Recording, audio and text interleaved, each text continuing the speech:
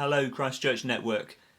We're coming towards the season of Lent, a season that starts in the church year on Ash Wednesday, 2 weeks today, Wednesday the 17th of February, and which moves us through 6 or 7 weeks towards Easter as we make that journey towards Jesus' death on the cross and his resurrection on Easter Sunday. Lent is a time that traditionally has been used for reflection, for quietness, for making deliberate movement to give more time to prayer and to study, to prepare ourselves for Easter, and particularly also to join Jesus in the desert, in the wilderness, to reflect on my life and how my walk with God is going, and to do that often as part of a community. We're going to be having a few different ways that we can walk this Lent journey together, and we're going to be letting you know more about that in the next couple of weeks.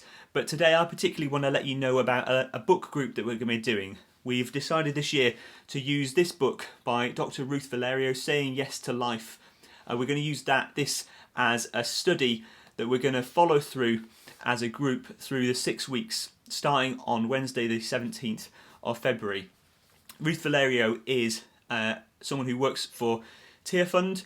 She is an environmentalist, a theologian and a social activist. She's done some fantastic work helping to bring together theology and lifestyle to say, what does my Christian faith say about creation, about the environment, and about how I should relate to it, and what should I do about that?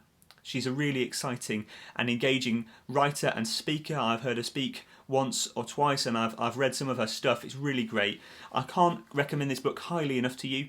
It's a really excellent resource. I've started reading it already and I'm loving it, and I think there'll be lots in here that will be there for people who've been walking a faith journey for a long time, to get you to relook. We're going to be looking at Genesis 1 through this book, to relook at that creation account and see, what does this say to how we live today? And for people who are very new to faith or even just exploring, I think some really exciting connections here between faith and lifestyle, asking how being a Christian should affect how I relate to the environment. And so, a challenging book to read, one that has been recommended. It was the Archbishop of Canterbury's Lent book for last year. And so I just wanted to read you a short paragraph that Archbishop Justin Welby put as a foreword to this book last year. Archbishop Justin says, "Lent is a time for us to focus on Jesus' death and resurrection, and our reconciliation and atonement with God through his sacrifice. This year I hope you might spend some time thinking about our reconciliation with God's creation as we explore the creation story of Genesis 1 together. Ruth Valerio's book is perfect for individuals and groups to think, reflect, pray, and be challenged together." I completely agree. I think there's lots in here for us to think, reflect, pray, and be challenged on together. And so please do consider getting this book. We've got a lot already, and we're offering them to you free as a resource for study. It'd be great if you could join us. We're going to have Wednesday mornings after morning prayer, so about 9 o'clock from the 17th of February, where we're going to start with chapter 1, and we're going to take about 45 minutes on a Wednesday morning just to talk through what we've read and see how that applies. What is God saying, and what am I going to do about it? But if you can't make Wednesday mornings, please do still think about reading this book.